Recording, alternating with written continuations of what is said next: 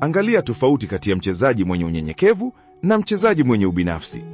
Huyu ni Sadio Mane, mchezaji wa mpira wa miguu kutoka Senegal anayeng'ara katika klabu ya Al Nassr. Kila mara anaporudi Senegal, nchi nzima husherehekea kuwasili kwake. Sadio Mane si shujaa wa michezo tu, bali pia ni mfadhili aliyejitolea kusaidia jamii. Ametumia sehemu kubwa ya mapato yake kuboresha jamii yake kwa kufadhili ujenzi wa shule na hospitali ili kuwapatia elimu na huduma za afya watu wanaohitaji.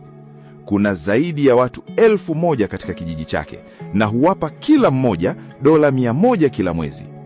Moja ya hadithi zinazogusa zaidi kuhusu Sadio Mane ni kutokujali kwake anasa.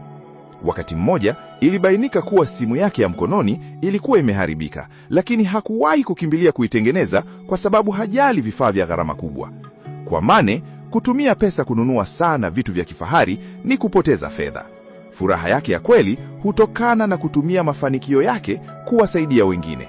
Kama unamkubali huyu gwiji, like video hii kisha andika nakubali kwenye maoni.